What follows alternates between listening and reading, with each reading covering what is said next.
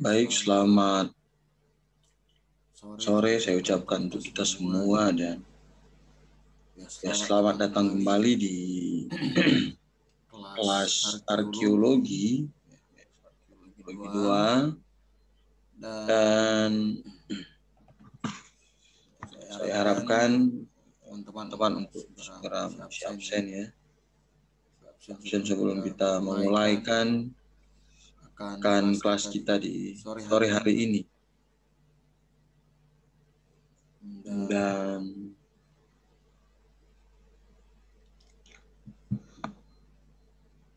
harap kita bisa mengikuti kelas ini dengan baik dan bisa memahami akan setiap kebenaran firman Tuhan yang akan disampaikan dalam kelas arkeologi ini. Oke.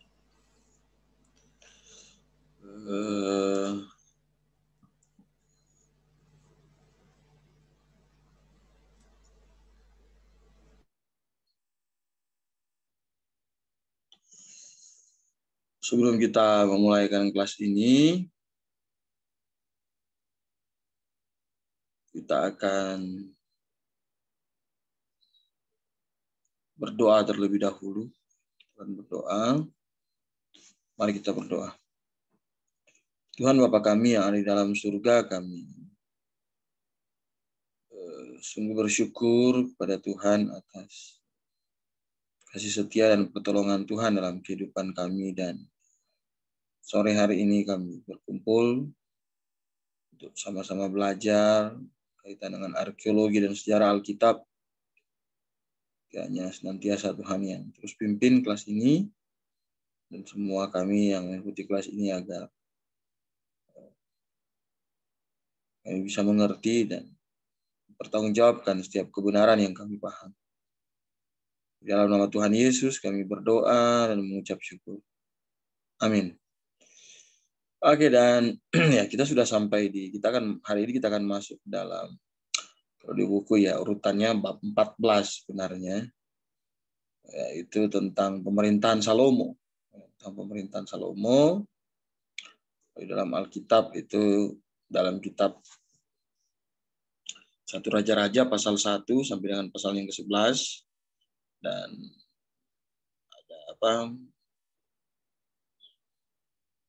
ada paralelnya di dalam 2 Tawarik pasalnya yang pertama sampai dengan pasalnya yang ke-9. Minggu lalu kita sudah bahas tentang Daud dan semua isu arkeologis yang ada di dalamnya. Ya, hari ini kita masuk dalam Salomo. Dan ya, seperti kitab-kitab sebelumnya, seperti kitab Samuel,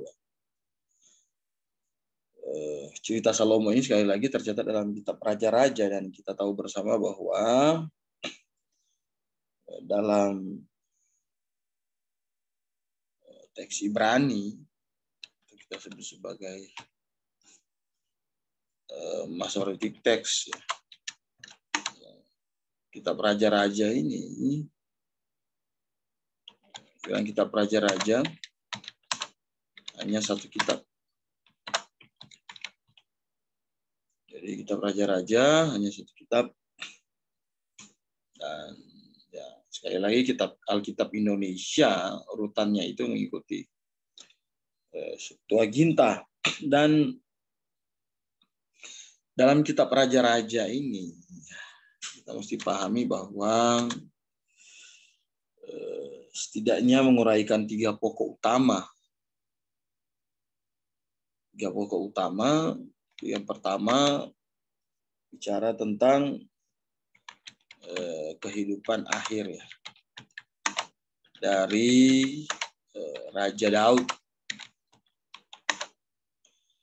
Akhir kehidupan dari Raja Daud itu ya, pasal 1 ayat 1 sampai dengan 2 ayat 11. Kemudian bagian kedua yaitu dikatakan tentang pemerintahan Salomo. Akan kita bahas hari ini. Itu mulai dari pasal 2 ayat 12 sampai dengan 11 ayat 43. Dan ya, seputaran isu arkeologi akan kita bahas itu dari poin nomor 2 ini.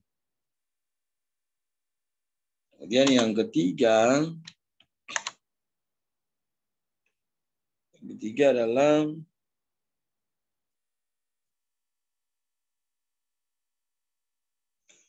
boleh dikatakan ya 75 tahun pertama kerajaan terbagi. Ini ada kerajaan terbagi menjadi dua ya, utara dan selatan, Yehuda dan Israel. Dan ya, kita akan bahas hari ini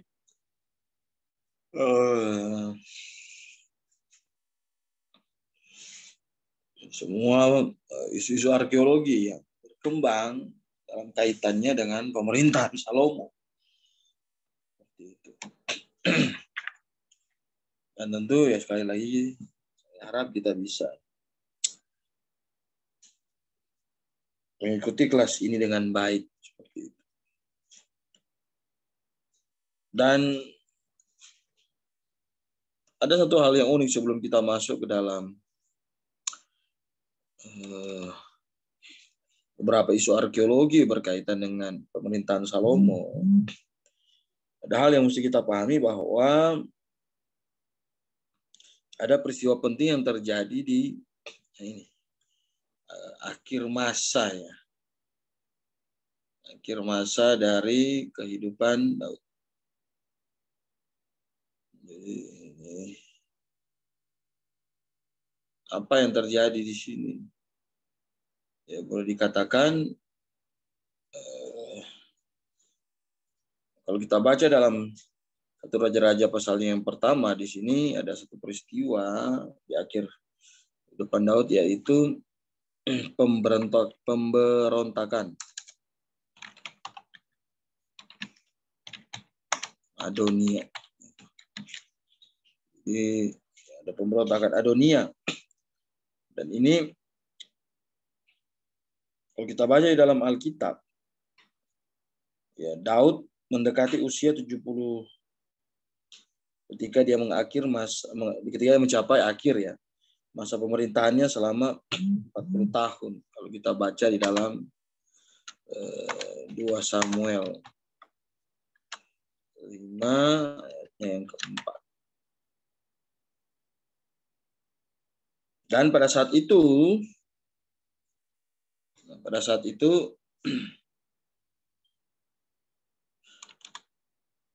ada putra keempat dari Daud. Putra keempat.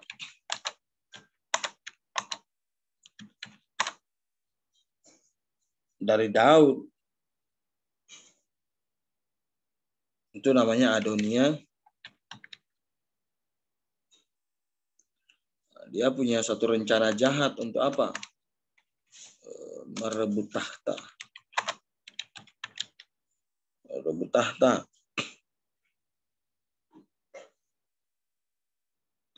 Dan ada satu fakta unik yang bisa kita dapatkan di dalam Alkitab. Ini kita bisa lihat dulu dalam 1 Raja-Raja soal 1 ayatnya yang kelima. Kita buka di dalam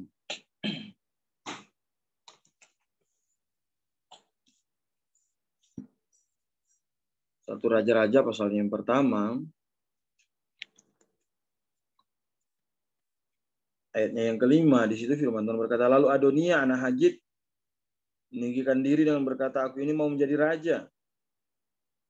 Dia melengkapi dirinya dengan kereta-kereta dan orang-orang berkuda, serta 50 orang yang berlari depannya.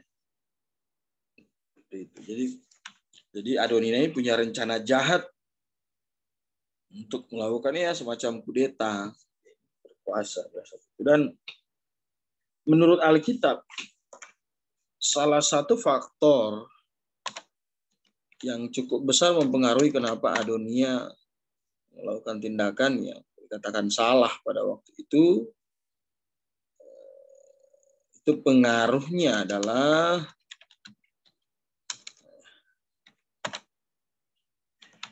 kita bisa lihat dalam ayatnya yang ke-6. Dalam ayatnya yang ke-6, di situ dikatakan bahwa selama hidup Adonia, ayahnya belum pernah menegur dia dengan ucapan, maka engkau berbuat begitu. Ia pun sangat elok perawakannya dan ia adalah anak pertama sesudah Absalom. Jadi ini bisa dikatakan bahwa Adonia ini adalah anak manja. Anak manja yang tidak dididik keras oleh ayahnya.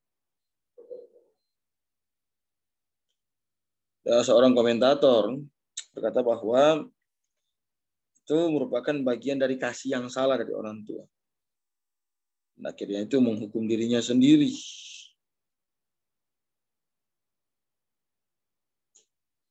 Jadi, ya, jika seorang ayah tidak menyusahkan anaknya dalam pengertian apa ya, tidak mendidik keras atau tidak terlalu memanjakan, maka nanti anak itu akan menyusahkan ayahnya. Dan dikatakan bahwa Adonia itu memperoleh bantuan pemimpin militer Yoab dan bantuan Imam Abiatar. Kalau kita baca di dalam 1 Raja-Raja 1 ayatnya yang ke-7. Dan ya dikatakan bahwa Abiatar bersedia untuk membantu pemberontakan, dan itu disebabkan karena apa? Dia takut bahwa Sadok, imam yang lain, akan menggantikan dia. Jadi memang itu ada satu boleh dikatakan pergolakan politiknya ya, terjadi pada saat itu dengan segala apa ya, boleh dikatakan kepentingan masing-masing, termasuk Abiatar dan seterusnya.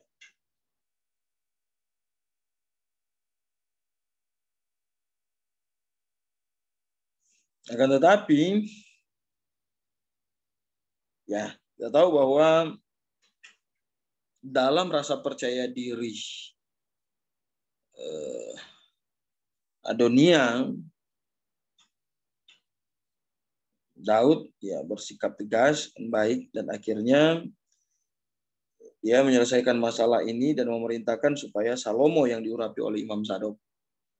Kalau kita baca di dalam ayatnya yang ke-33 sampai dengan ayat yang ke-4. Jadi artinya Daud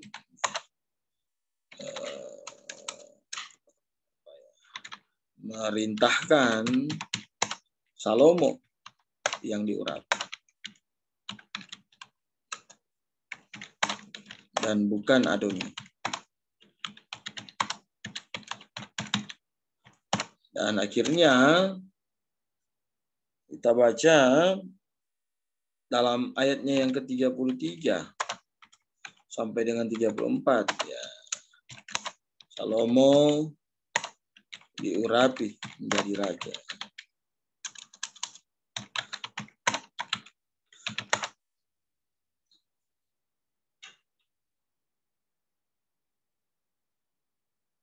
Di satu tempat yang namanya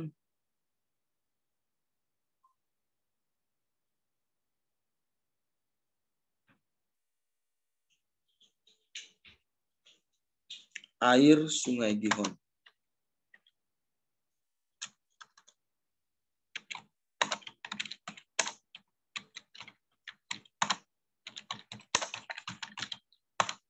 Bernama sumber air Gihon.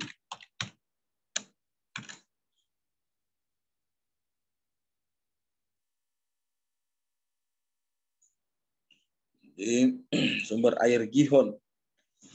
Dan ya pada waktu pengurapan Salomo menjadi raja, tentu suasana sangat ramai. Dan orang yang berteriak-teriak hidup Raja Salomo. Dan Alkitab mencatat bahwa suara, teriakan, kemeriahan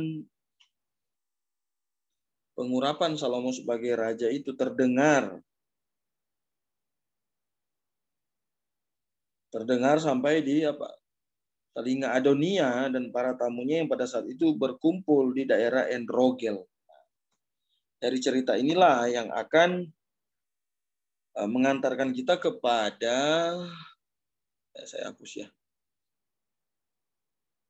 yang akan mengantarkan kita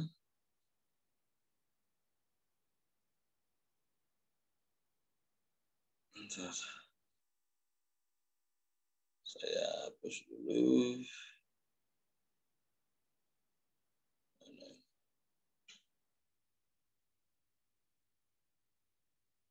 Oke. Kepada judul tentang keterangan topografis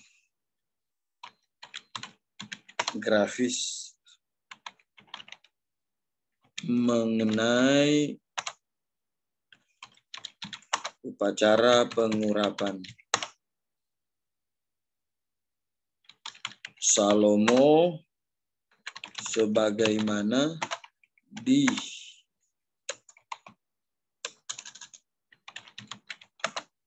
didengar oleh Adonia. Ini yang akan kita bahas kaitan dengan judul yang ada. Seperti itu.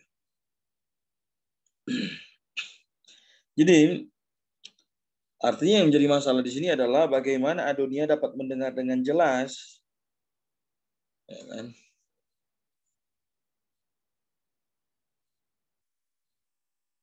Bagaimana Adonia dapat mendengar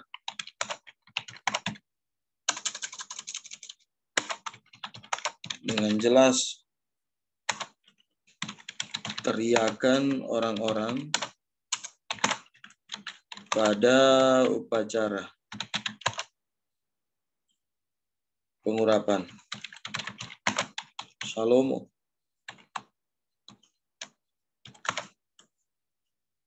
Bagaimana? Apakah tempat mereka sangat berdekatan atau seperti apa? Dan memang di sini Joseph Free menjelaskan bahwa kitab-kitab tafsiran yang lama katanya membuat kesalahan ketika menentukan lokasi sumber air Gihon di sebelah barat Yerusalem. Jadi artinya yang paling penting di sini adalah lokasi air Gihon itu di mana. Lokasi air Gihon itu di mana? Sehingga dengan demikian bisa sampai kepada kesimpulan masuk akal jika rombongan Adonia bisa mendengar suara orang-orang yang berseru pada acara pengurapan Salomo sebagai raja. Seperti itu. Menurut Free, Gihon harus ditetapkan sebagai sumber air, katanya, yang kini disebut sebagai pancaran air perawan. Jadi, air Gihon sekarang dikenal sebagai pancaran air perawan. Air perawan yang terletak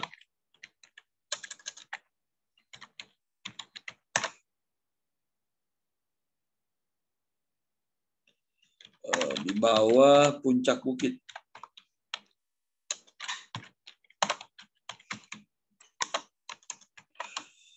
Di bawah puncak bukit sebelah tenggara.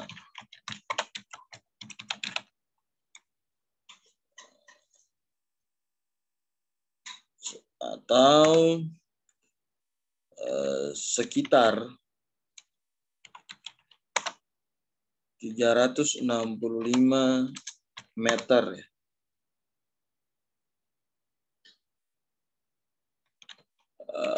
sebelah utara dari ujung selatan bukit. Artinya, jika Salomo berada di Gihon, sedangkan Adonia dan teman-temannya berada di Enrogel, itu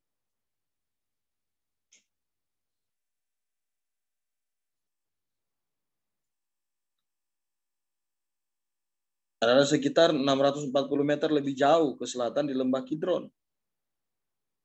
Nah, jadi kalau penetapan air Gihon ini sesuai, maka adalah hal yang sangat mungkin jika Adonia dan rombongannya bisa mendengar suara teriakan dari orang-orang yang mengikuti acara pengurapan Salomo sebagai raja, seperti itu. Jadi, menurut Free, bahwa pengetahuan tentang posisi yang relatif dari Gihon dan Enrogel akan memungkinkan suatu rekonstruksi yang hidup dari kejadian ini. Artinya, Salomo dan Adonia tidak dapat melihat satu dengan yang lain karena daerah lembah Kidron. Tetapi mereka cukup dekat sehingga teriakan orang banyak di Gihon dan dapat didengar oleh para pengikut Adonia di Enrogel. Jadi sebenarnya jarak mereka tidak terlalu jauh, bahkan sekitar 640 meter ya. 640 meter jauh ke selatan.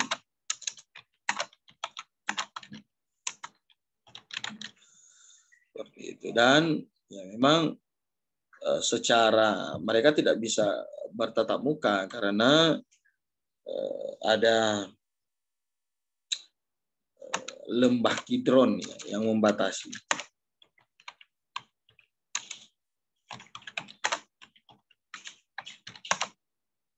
Ada lembah Kidron yang membatasi, sehingga mereka tidak bisa melihat satu dengan yang lain, tetapi suara cukup jelas terdengar. Jadi kalau bisa digambarkan,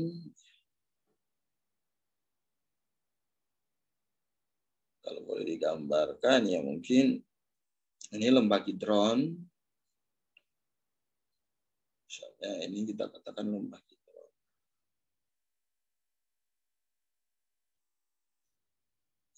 Sedangkan boleh dikatakan bahwa ya, ini air Gihon,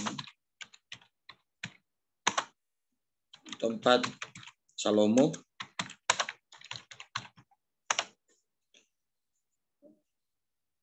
sedangkan di sini adalah Enrogel, tempat Adonia.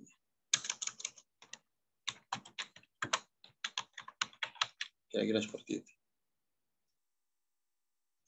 Jadi mereka tidak bisa melihat satu dengan yang lain, tapi jarak mereka tidak terlalu jauh sehingga ya, suara masih bisa didengar. Kira-kira seperti itu. Jadi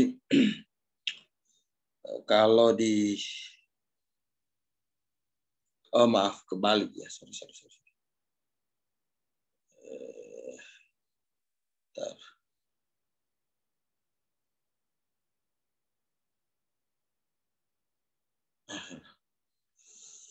Jadi saya salah.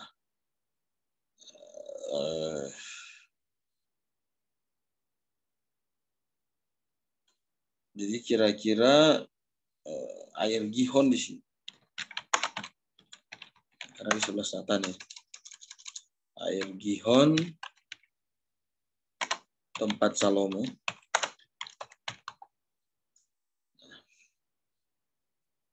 Sedangkan di bawah sini adalah Enrogel. Sebelah selatan tempat ini ada di gambar di buku lebih jelas, tapi kira-kira seperti ini lembah Kidronnya, kira-kira di sebelah sini lembah kita bilang bikin lembah Kidron di sini.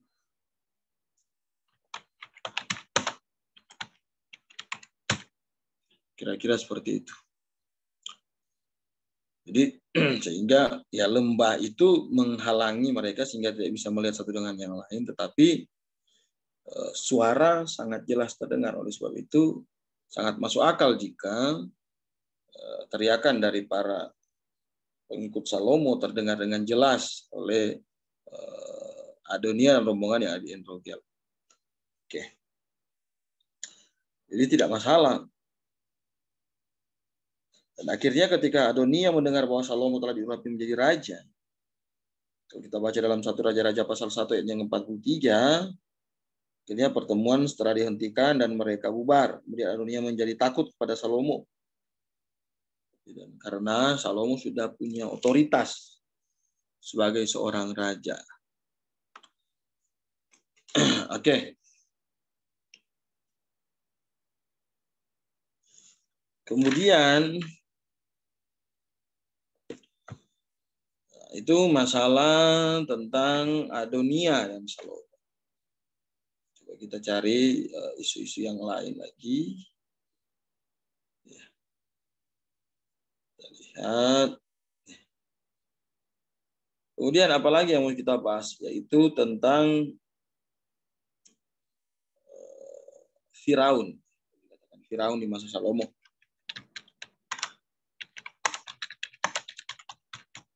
Firaun di masa Salomo siapa?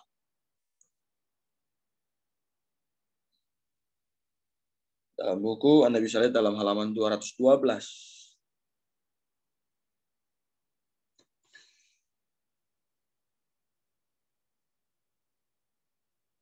Ya, setelah kematian Daud, Salomo akhirnya memulai pemerintahan selama 40 tahun. Jadi pemerintahan Salomo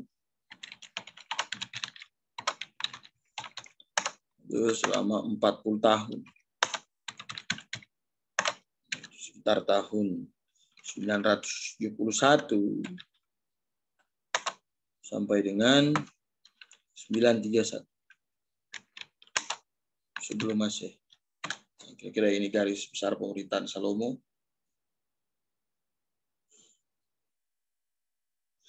Dan salah satu gebrakan yang dilakukan oleh Salomo adalah ketika Salomo melakukan hubungan dengan keluarga Firaun, Mesir. Firaun. Dalam hal ini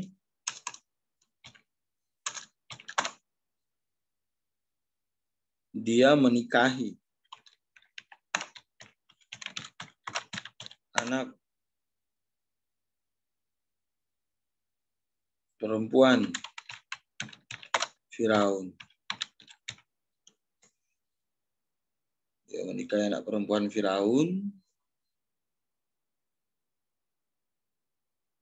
Nah, itu kita bisa lihat di dalam 1 Raja-Raja 3 ayat 1. Dan ya berkaitan dengan Firaun siapa ya yang memerintah pada saat itu, ya muncul banyak, dikatakan banyak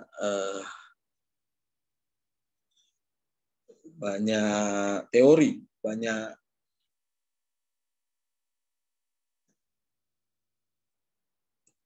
banyak usulan nama berkaitan dengan siapa Firaun yang memerintah. Misalnya Barton berpendapat bahwa Firaun pada saat itu adalah Firaun Siamon. Baik itu sekitar tahun 976 sampai dengan 958.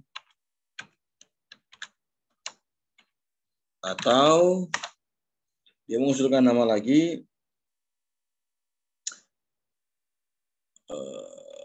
Firaun Pesikeno.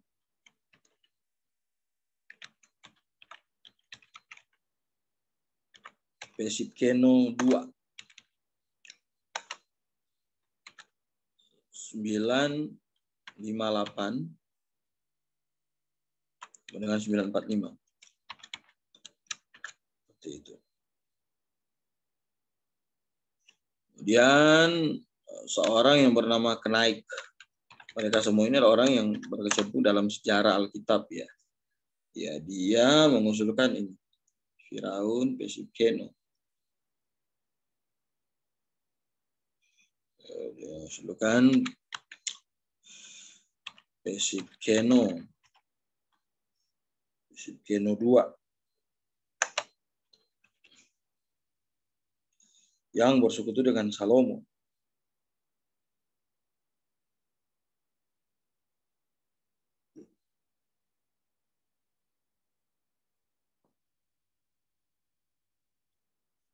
Dan itu katanya dibuktikan dalam apa penemuan, penggalian makam raja,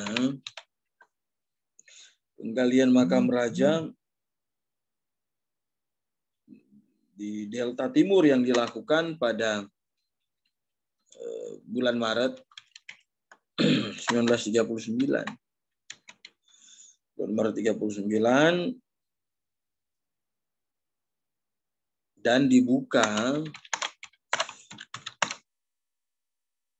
pada tahun 1940.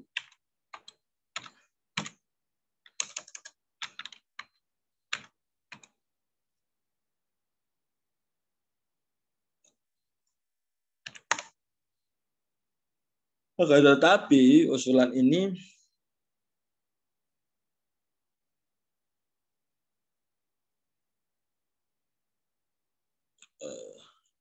tidak diterima oleh beberapa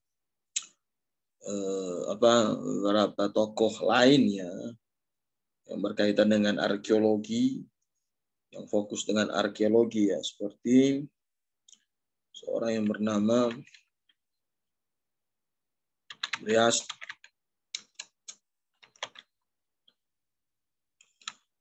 Dia mengusulkan bahwa Firaun yang berurusan dengan Salomo bukanlah Firaun Siamon atau Pesikeno 2, melainkan menurut dia itu adalah Firaun Sesonk.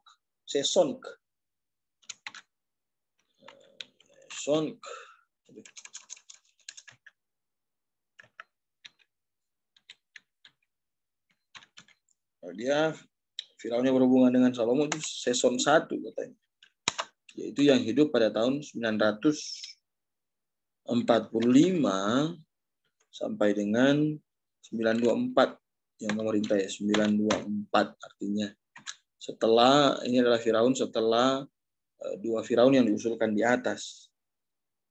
Gitu. Karena menurut dia katanya, menurut tokoh ini gambaran Alkitab. Jadi menurut dia gambaran Alkitab lebih cocok dengan Raja Sesong ini.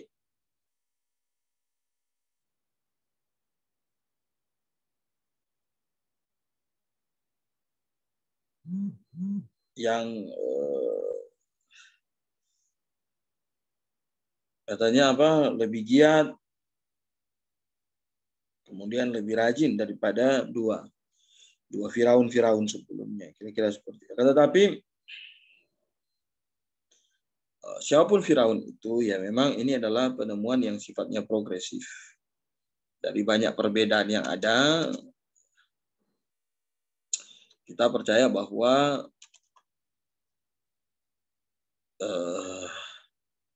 arkeologi itu sifatnya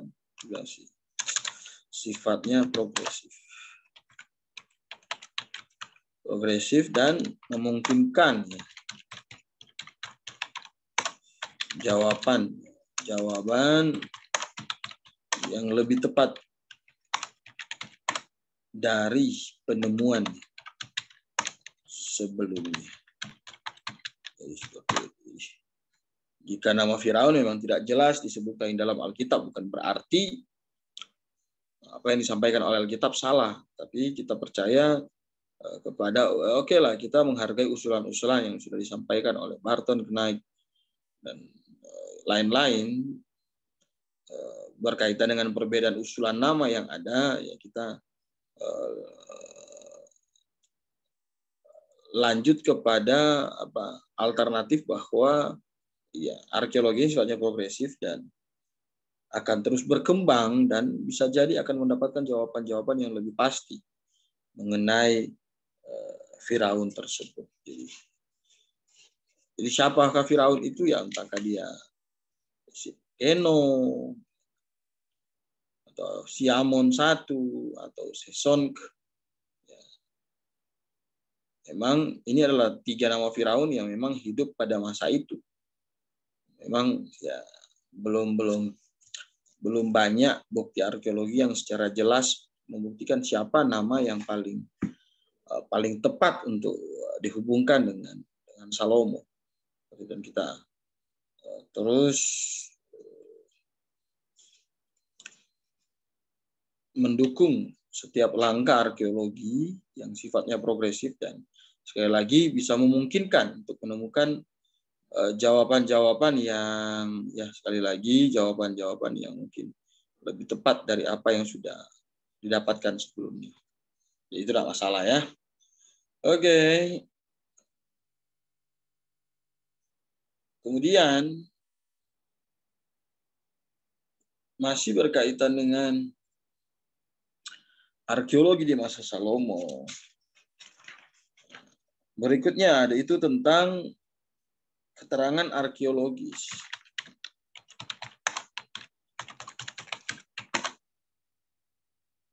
mengenai aktivitas Fenisia. Mengenai aktivitas Fenisia. Jadi, ada aktivitas Fenisia. Kalau kita baca di dalam 1 Raja-Raja ya, 5 ayatnya yang pertama. 1 Raja-Raja 5 ayat 1.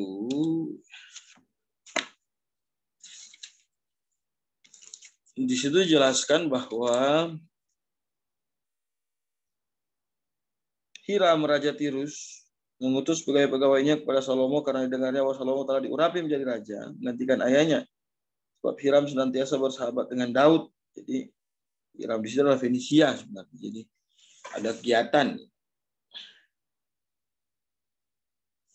kegiatan dan jalin hubungan antara Salomo dengan itu Raja Hiram dari Tirus, daerah Fenisia. Jadi ketika Salomo bersiap-siap untuk membangun bait Allah,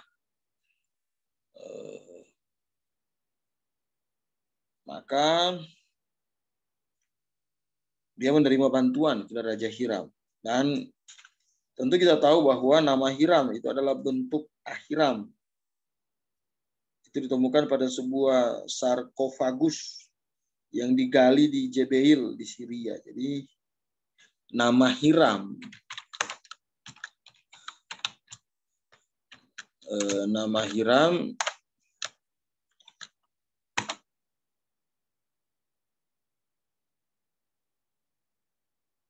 dalam bentuk Ahiram ya.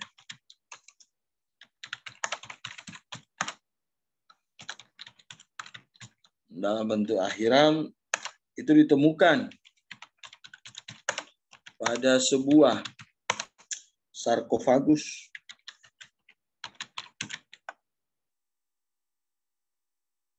yang digali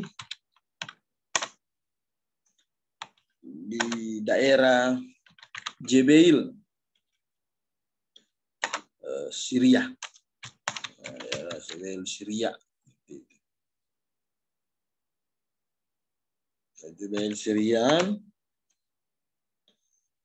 Dan terdapat berbagai acuan Alkitab mengenai Raja Hiram dari Fenisia dan rakyatnya, dan menunjukkan bahwa orang Fenisia adalah suatu bangsa yang penting. Jadi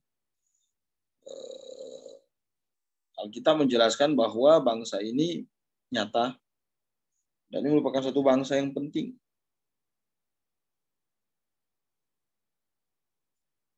Akan tetapi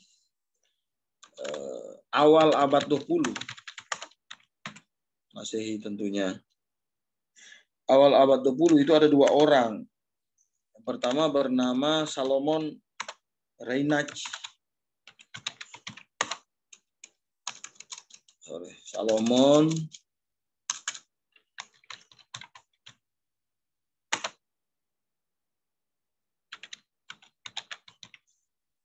dan yang kedua Julius Belloc.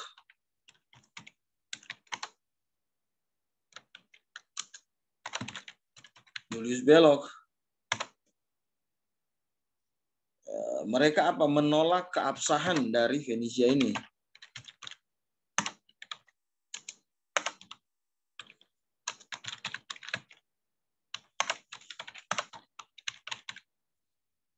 Mereka menolak keabsahan dari aktivitas Fenisia yang dalam periode dini. Periode dini artinya mereka tidak percaya bahwa ada aktivitas Fenisia yang terjadi terlalu dini, harusnya dia terjadi kemudian, kira-kira seperti itu. Akan tetapi hal ini, apa yang diprotes oleh dua orang Salomon dan Julius ini sudah dijawab oleh penemuan arkeologis. Arkeologis menjawab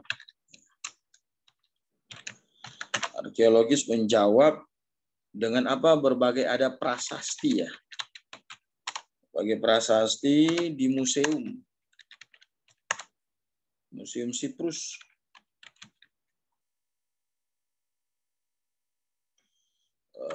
Yang boleh dikatakan berasal dari abad ke-9. Abad ke-9 SM. Yang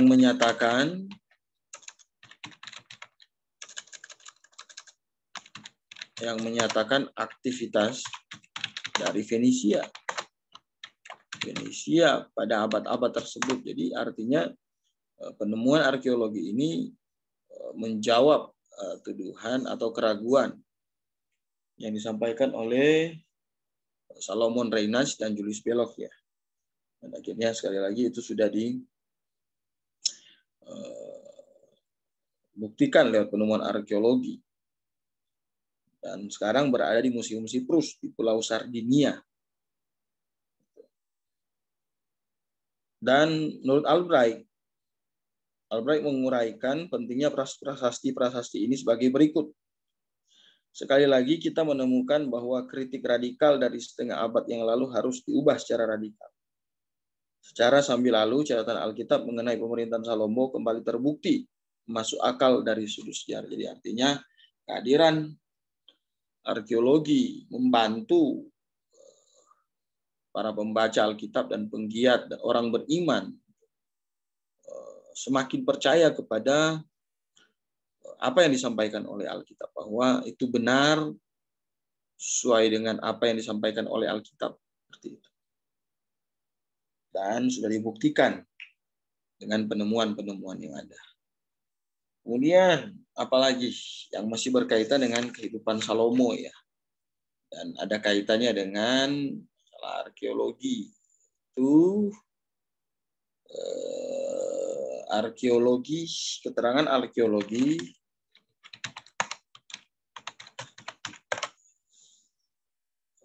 tentang bait suci. Memang gitu. Akhirnya kan Salomo membangun bait suci.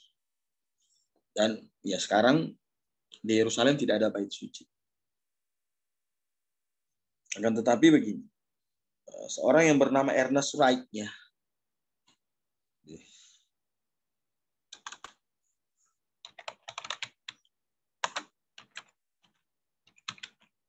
Ernest Wright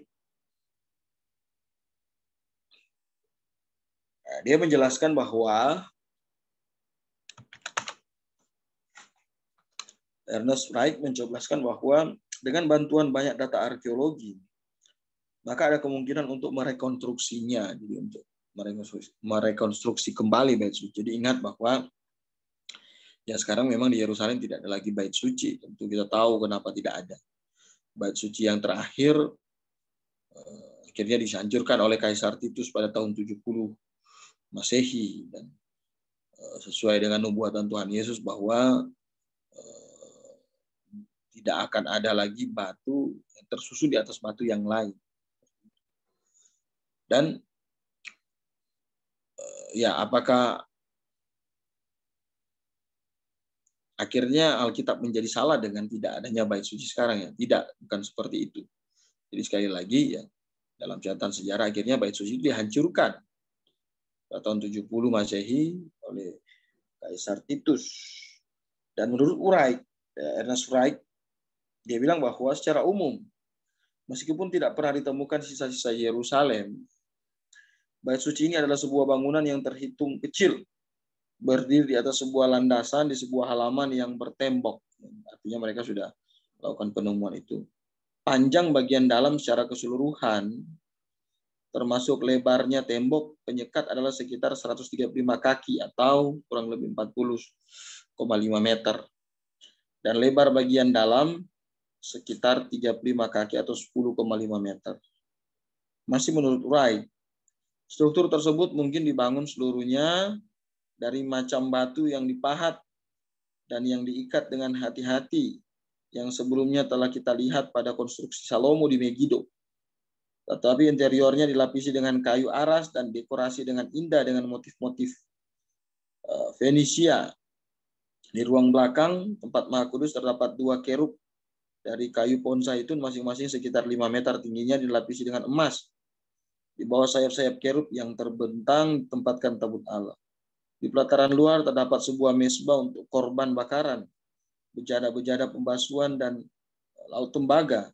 Laut tembaga adalah sebuah bejana amat besar, sekitar 5 meter diameternya dan sekitar 2,4 meter tingginya. Memuat sekitar 3750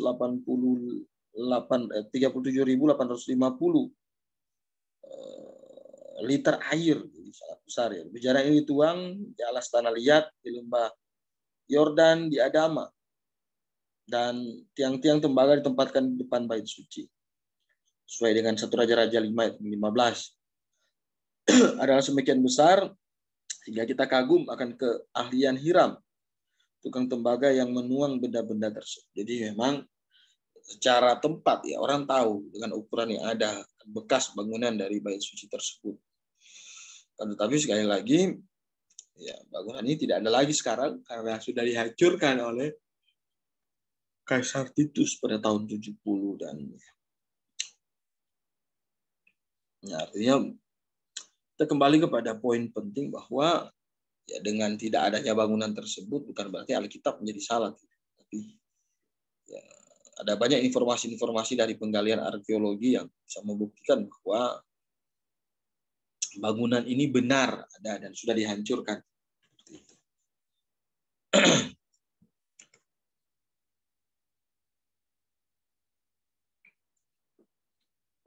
Kemudian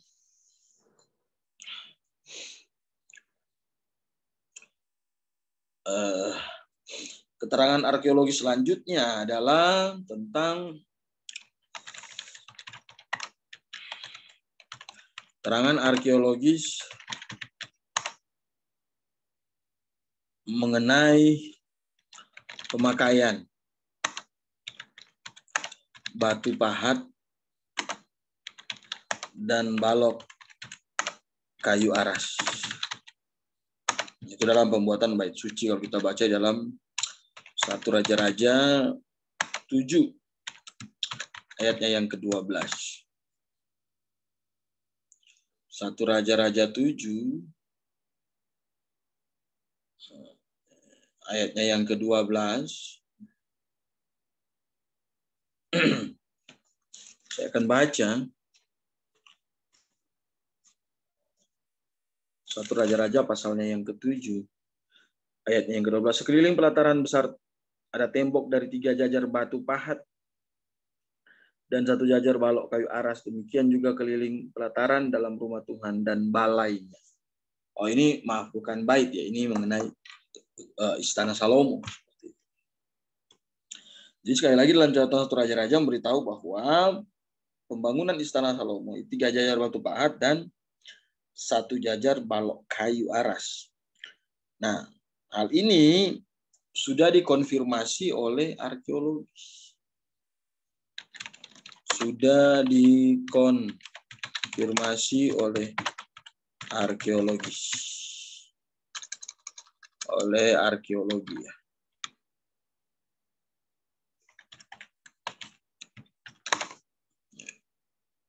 Hal ini sudah dikonfirmasi oleh arkeologi.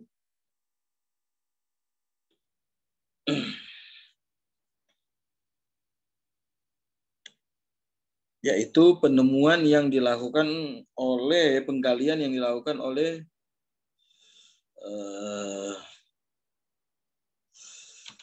Universitas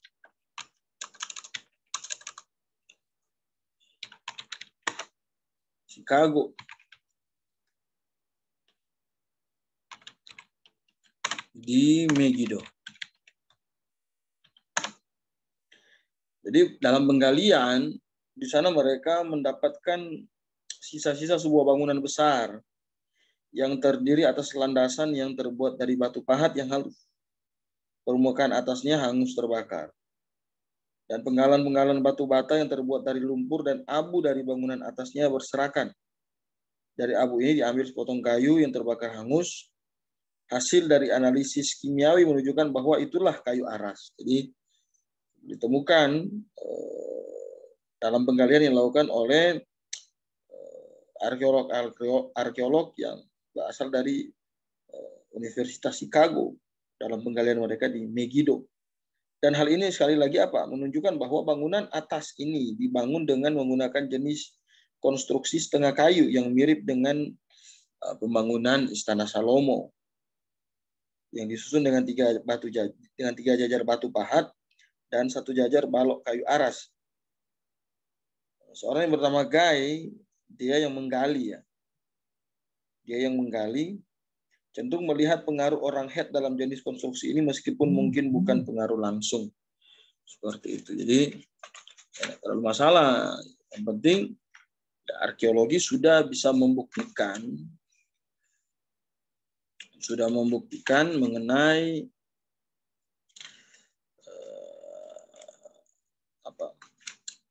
batu pahat dan kayu aras berkaitan dengan pengaruh. Ini kelihatan sederhana sekali lagi, tetapi ini memiliki pengaruh yang sangat besar dalam mendukung ya kebenaran-kebenaran yang ada di dalam cerita Alkitab. Kemudian isu arkeologi apa lagi yang bisa kita lihat di dalam cerita Salomo itu, yaitu mengenai kandang-kandang kuda Salomo.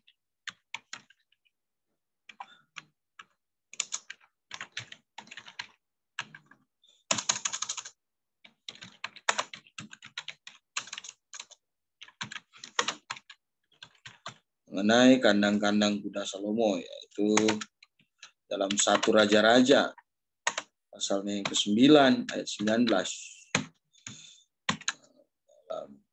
Jika Alkitab menjelaskan mengenai apa yang dimiliki oleh Salomo, termasuk keterangan mengenai kandang-kandang kuda Salomo.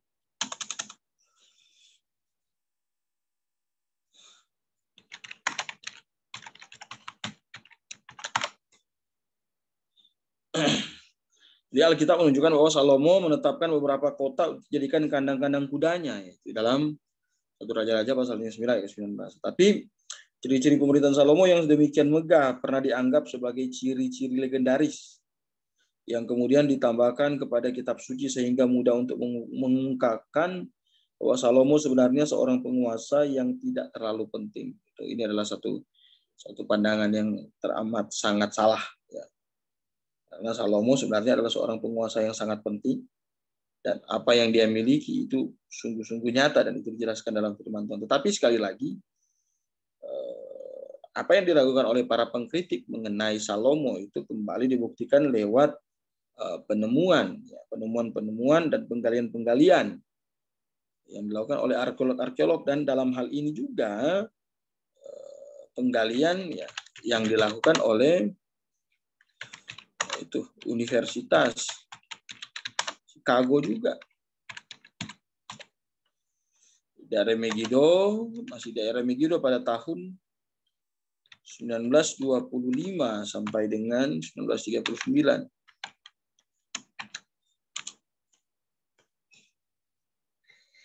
Dan dalam penggalian tersebut, mereka mengenali lapisan keempat sebagai yang berasal dari zaman Salomo. Jadi lapisan keempat yang berasal dari zaman Salomo, dan menemukan di sana 2 komplek kandang kuda yang dapat menampung 450 ekor kuda. Jadi mereka menemukan dalam penggalian tersebut, lapisan keempat katanya. Dalam lapisan keempat, mereka klaim itu berasal dari masa Salomo dan menerangkan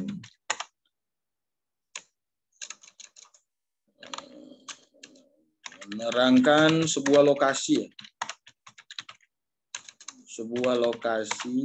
kandang kuda yang bisa menampung sekitar 450 ekor. Dan tentu ini adalah satu capaian yang sangat penting berkaitan dengan cerita Alkitab dan penemuan yang dikonfirmasi dengan penemuan arkeologi. Kemudian ada seorang yang bernama J.W. Crawford.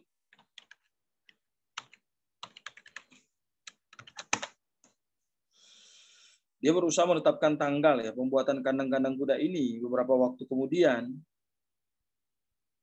masa Salomo dan menghubungkannya dengan masa Omri dan Ahab. Jadi seperti itu. Dan ada seorang juga yang bernama Yigael Yadin.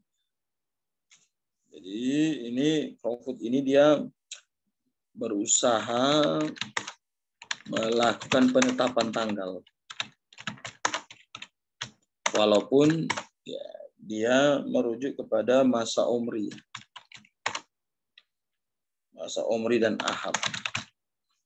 Kemudian ada seorang yang bernama Yigael Yadin.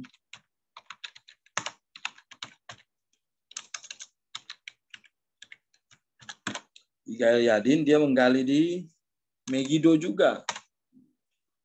Dia menggali di Megiddo.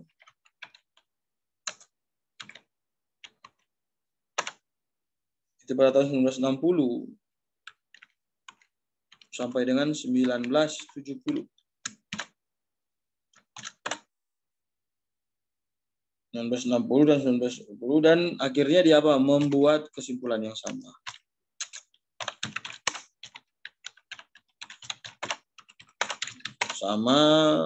Mengenai kandang kuda.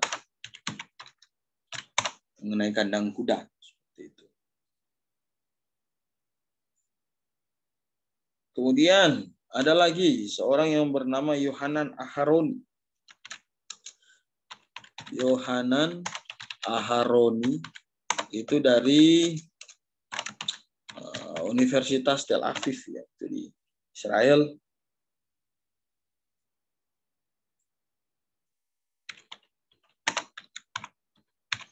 Universitas Tel Aviv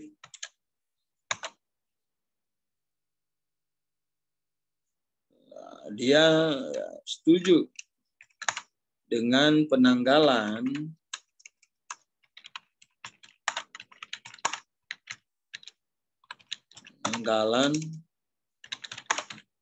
yang dibuat Universitas Chicago.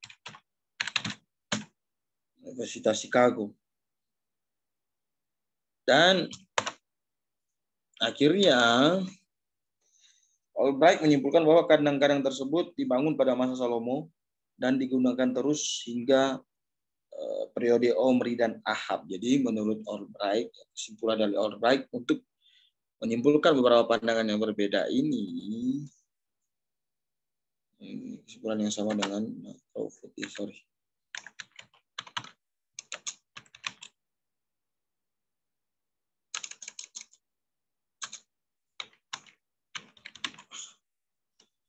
Akhirnya Albright memberikan kesimpulan bahwa penemuan tentang Salomo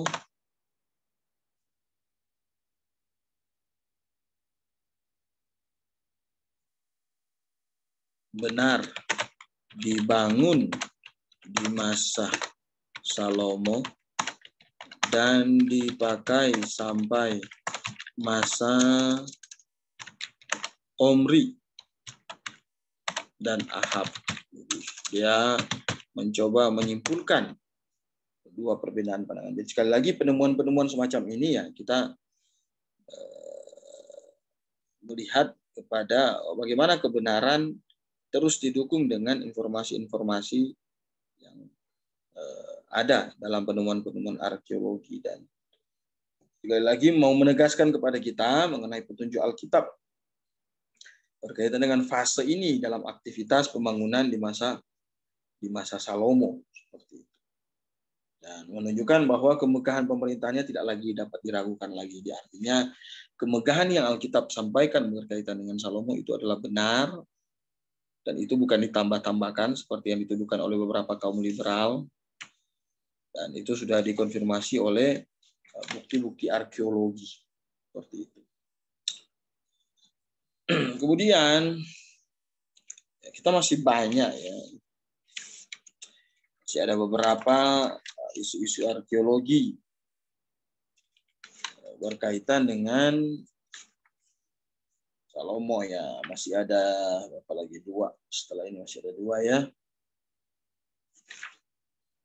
Kemudian mengenai apa lagi? Isu arkeologi mengenai pelabuhan Salomo. Bisa dalam 1 Raja-Raja pasalnya yang ke-9 ayatnya yang ke-26 bahwa Salomo membangun sebuah pelabuhan. Dan sekali lagi ini sudah juga dikonfirmasi oleh arkeologi walaupun kita tahu bahwa memang ada beberapa pandangan-pandangan yang berbeda mengenai letak dari pelabuhan ini.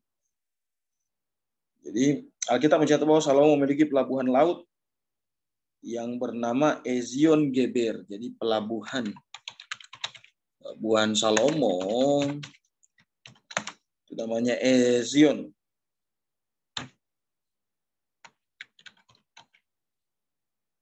Geber. Ezion Geber.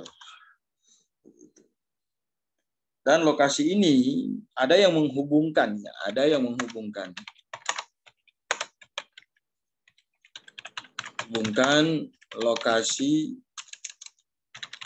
lokasi ini dengan daerah yang disebut sebagai Tel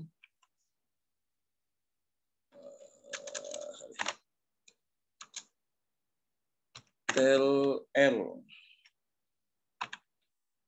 Keleife.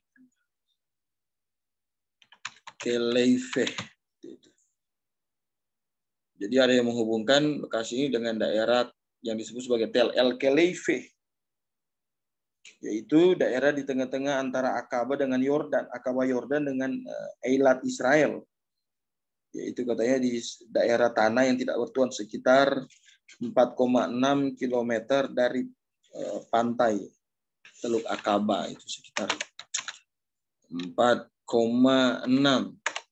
km dari pantai Akaba.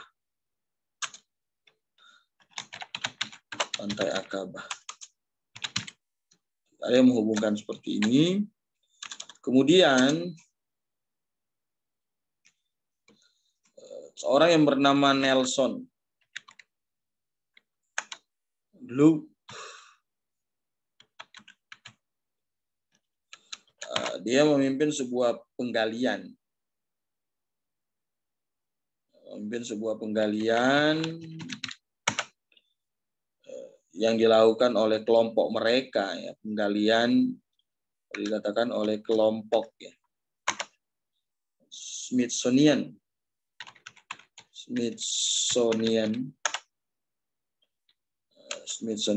American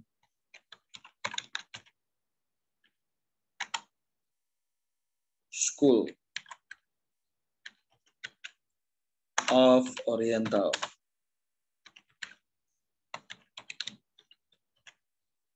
Research.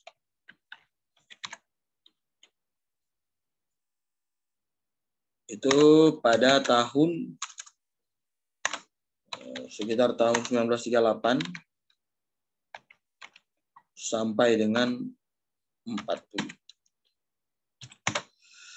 Dan dia menemukan sebuah tembok sekitar 2 meter sampai 3 meter tebalnya, katanya. Pada mulanya menurut dia barangkali itu tingginya 7,5 meter dan mengelilingi sebuah lokasi yang luasnya sekitar 1,9 hektar. Dan di dekat sudut kota sebelah barat daya dan menghadap laut berdiri sebuah gerbang rangkap 3. Di sudut sebelah timur laut lokasi tersebut ia menemukan sebuah instalasi yang ditetapkan untuk memurnikan biji logam yang telah dilebur sebagian di Arab sebelah utara. Gluck juga menemukan 5 periode pendudukan dari masa Salomo sampai dengan abad keempat sebelum Masehi. Jadi itu yang ditemukan oleh Gluck, dan mungkin ya artinya dia mau mengklaim bahwa itu tempat pelabuhan. Jadi tapi dalam tahun-tahun belakangan terjadi berbagai perubahan pada kisah mengenai kegiatan Salomo yang membangun sebuah armada kapal yang mendirikan industri pertambangannya. Dan pertama-tama keraguan muncul mengenai sifat peleburan yang ditemukan Gluck. Gluck sendiri memutuskan bahwa tempat itu adalah sebuah benteng yang juga digunakan sebagai gudang atau lumbung. Kemudian ia menyimpulkan bahwa Tel El Khelaife mungkin hanya sebuah kota kecil. Jadi akhirnya Gluck tidak sampai kepada kesimpulan bahwa itu pelabuhan, atau dia tidak bisa memastikan apakah itu pelabuhan.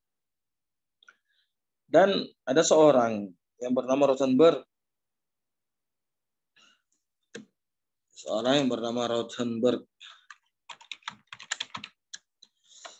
Rothenberg dia mengusulkan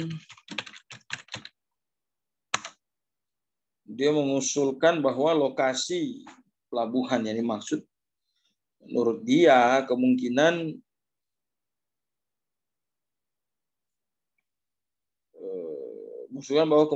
Pulau Jazirah Faraun sekitar 19,3 km dari pantai Eliat adalah lokasi dari Ezion Geber. Jadi menurut dia lokasi pelabuhan terletak di Pulau Jazirah Faraun, ya.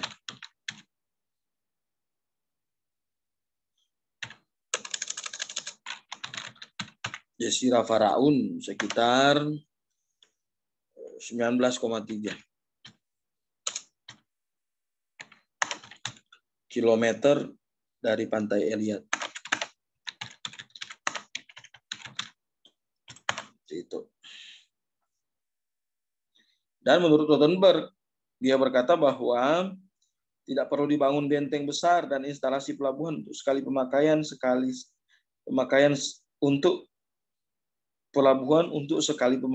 sekali-sekali yang dibutuhkan daerah tersebut oleh para penambang Mesir, Salomo dan Yosafat dari Yehuda. Jadi terbukti bahwa arkeolog sebenarnya belum menemukan, akan tetapi mereka berusaha untuk melakukan pencarian berkaitan dengan pelabuhan Salomo.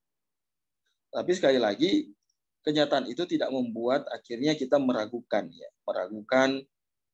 keberadaan atau keabsahan cerita di dalam Alkitab. Mungkin bisa saja daerah Teluk Akaba dan seterusnya, tetapi memang lokasi pastinya belum saja ditemukan. Seperti itu. Dan Rothenberg juga telah menunjukkan bahwa apa yang biasanya disebut industri tambang tembaga Salomo di daerah selatan Laut Mati ditarikan secara tidak benar. Sebaliknya, orang Mesir telah menjalankan tambang di sana selama abad ke-14 dan seterusnya. Jadi kesimpulannya adalah walaupun kita belum menemukan pastian ya berkaitan dengan di mana lokasi tersebut, tapi setidaknya para arkeolog berusaha untuk melakukan penggalian-penggalian, terus mencari kebenaran yang ada, dan kita tetap percaya kepada Alkitab bahwa hal itu benar-benar ada. Kita kembali kepada prinsip yang sudah kita bangun sejak awal berkaitan dengan apa fungsi arkeologi. Seperti itu. Ya.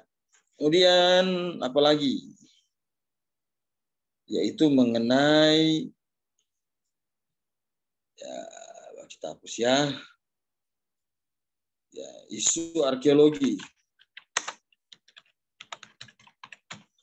Isu arkeologi mengenai unta-unta. Unta-unta dan negeri Sheba. Itu kita bisa lihat dari cerita kunjungan Ratu Negeri Sheba kepada Salomo dalam 1 Raja-Raja 10. 1 Raja-Raja pasalnya yang ke-10. Dan ya ada beberapa isu arkeologi yang sana itu yang pertama sekali lagi berkaitan dengan unta-unta. Jadi ketika Ratu Negeri Sheba mendengar tentang kemasyhuran Salomo, dia datang mengunjungi Yerusalem. Dan dia membawa dengan suatu rombongan besar ya, termasuk unta-unta yang mengangkut emas dan rempah-rempah dan batu-batu permata. Itu kita bisa baca dalam 1 Raja-Raja 10 ayat 1 sampai dengan ayat yang kedua. Dan ada keraguan dari para pengkritik berkaitan dengan negeri Sheba dan pemakaian unta. Seperti itu. Akan tetapi, ya, sebenarnya sudah pernah bahas kalau salah dalam kasus Mesir ya. Berbagai penemuan arkeologi menunjukkan bahwa penjinakan unta. Ya. Jadi penemuan arkeologi sudah membuktikan bahwa ada penjinakan unta.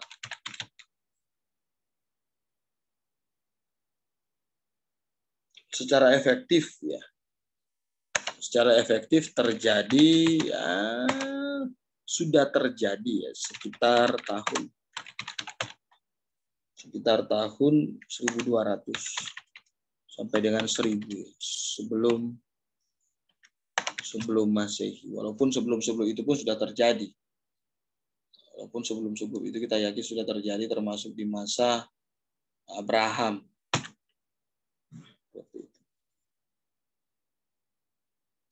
Selama periode ini unta-unta mulai muncul dalam tulisan-tulisan kuneiform. Kita sudah pernah bahas itu sebenarnya. Pada monumen-monumen yang dikenal sebagai Tugu Hitam Salmanasher. Jadi ada gambar-gambar unta. Gambar-gambar unta pada tulisan kuneiform ya, dalam monumen hitam Salmanasher.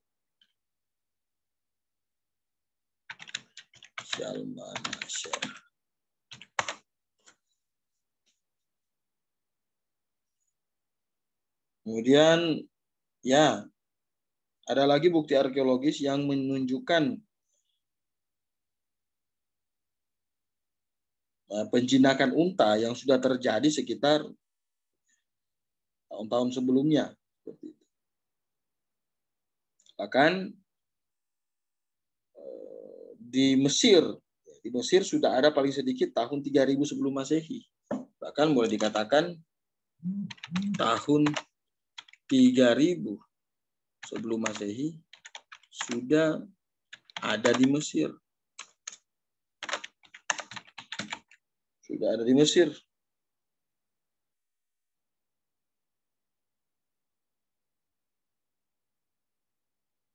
Ya, misalnya dalam kasus Abraham yang sudah pernah kita bahas. Dalam kasus Abraham yang sudah pernah kita bahas.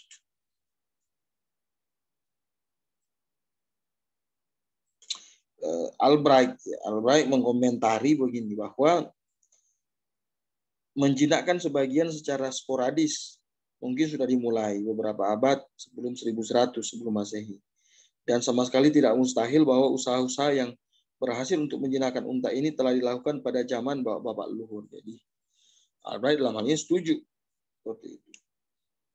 Dan apalagi Ratu Negeri Sheba tinggal di selatan Arabia yang mungkin menguasai jalur-jalur kafilah di selatan dan memungkinkan perdagangan laut yang melintasi selat yang disebut sebagai Bab el Mandeb, jalan masuk bagian selatan Laut Merah. Adalah mungkin bahwa ia membicarakan kepentingan perdagangan ketika ia mengunjungi Salomo, karena kapal dagang Salomo berlayar Laut Merah dan seterusnya. Jadi untuk masalah unta, saya rasa itu sudah selesai karena memang ya sudah banyak penemuan arkeologi pada tahun-tahun sebelumnya yang menjelaskan bahwa pada tahun-tahun sebelumnya penjinakan unta sudah terjadi. Bahkan termasuk pada masa Abraham sekitar tahun 3000-an.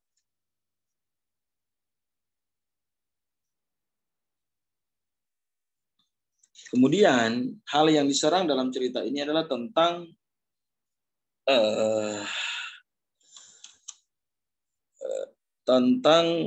kunjungan Ratu Negeri Sheba. Misalnya James A. Montgomery telah menjelaskan bahwa ada beberapa sarjana menolak catatan mengenai kunjungan Ratu Sheba kepada Salomo sebagai suatu kisah yang romantis. Ada yang menyatakan bahwa pada zaman itu belum ada negeri Sheba katanya, dengan kebudayaan tinggi.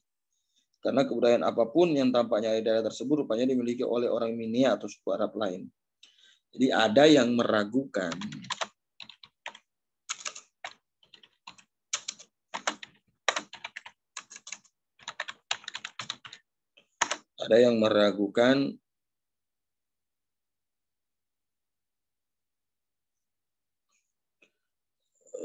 kebudayaan negeri Sheba. Menurut para liberal bahwa kebudayaan negeri Sheba belum ada pada saat itu, apalagi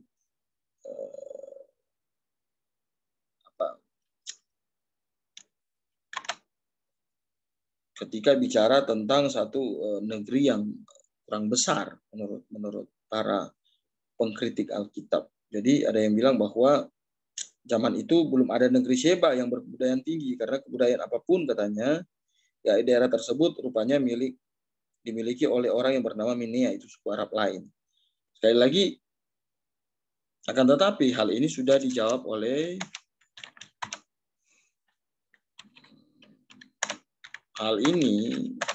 dikonfirmasi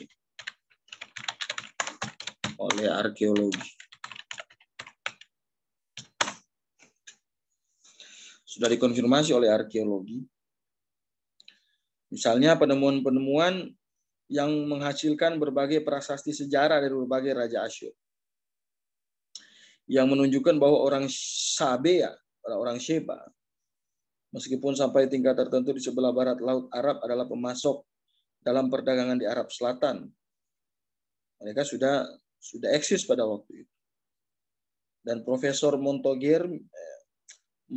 Montgomery menunjukkan bahwa hal ini sejalan dengan aktivitas Ratu Sheba yang terlibat dalam membawakan pemberian-pemberian berharga dari selatan kepada Salomo. Jadi Montgomery dalam hal ini orang yang melakukan penelitian dalam hal ini, dia berkata bahwa aktivitas Sheba itu sejalan dengan aktivitas Ratu Sheba dari selatan, yang dulu disebut sebagai Sabea.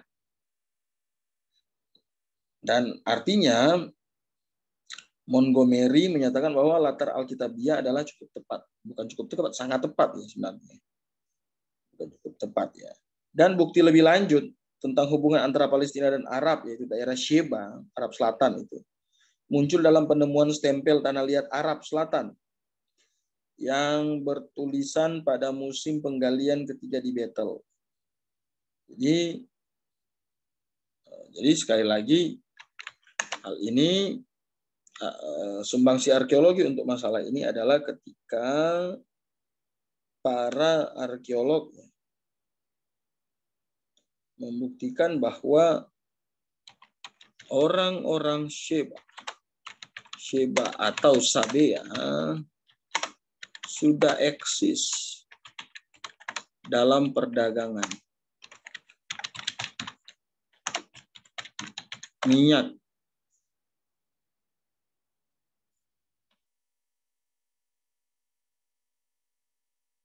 Dalam perdagangan minyak di Arab Selatan.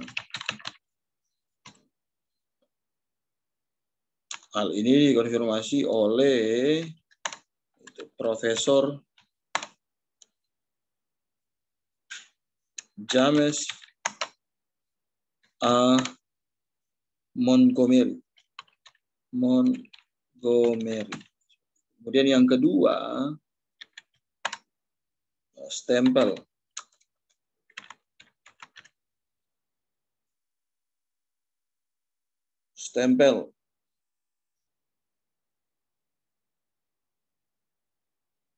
Stempel tanah liat Arab Selatan. Stempel tanah liat Arab Selatan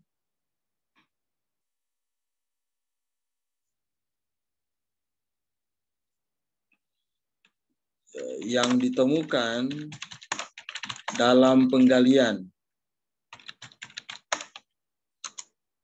ketiga di Bethel.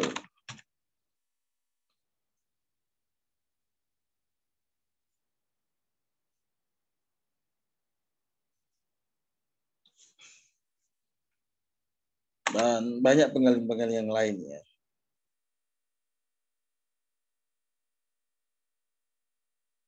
Jadi stempel ini membuktikan bahwa hubungan telah diadakan antara Israel dan Arab Selatan pada milenium pertama sebelum Masehi, dekat saat kunjungan Ratu Negeri Sheba kepada Salomo. Seorang yang bernama Van Beek menyimpulkan sementara kesejarahan yang penting dari kejadian ini semakin banyak diterima dalam tahun-tahun belakangan ini. Stempel ini membawa kita lebih dekat kepada periode tersebut daripada yang berani diharapkan oleh para sarjana pada umumnya. Jadi, dua bukti ini yang bisa membuktikan mengenai keberadaan orang Sheba. Akhirnya bisa mendukung cerita-cerita yang ada di dalam Alkitab. Kemudian yang terakhir adalah tentang keterangan arkeologi mengenai Tarsis, ya. Jadi sebagian dari aktivitas perdagangan Salomo termasuk pengoperasian armada kapal dagang di Tarsis yang membawa emas, perak, gading, dan lain-lain yang tercatat dalam 1 Raja-Raja 10 ayat 22. Albright menjelaskan kata Tarsis adalah sebuah kata yang dipinjam dari bahasa Akadim, ya. Babel artinya tempat peleburan atau kilang minyak. Dan lokasi tempat yang ditujukan Albright sebagai Tarsis biasanya dianggap sebagai Tarteus di Spanyol. Akan tetapi salah satu prasasti Fenisia yang ditemukan di Nora di daerah di Pulau Sardinia memberi nama Tarsis tepat sebelum nama Sardinia. Hal ini menunjukkan bahwa Tarsis mungkin adalah nama Fenisia untuk Nora. Nama Tarsis juga telah ditemukan dalam sebuah prasasti Esarhaddon yang menunjukkan kepada sebidang tanah Fenisia dan seterusnya. Jadi cerita Tarsis juga yang sudah dikonfirmasi oleh arkeologi bahwa apa yang disampaikan oleh Alkitab sekali lagi sudah dikonfirmasi dengan beberapa penemuan arkeologi seperti itu. Dan banyak penemuan-penemuan yang lain. Oke. Saya rasa untuk bab 14 kita sampai di sini. Dan kita akan lanjut minggu depan untuk bab 15. Selamat sore dan Maranatha.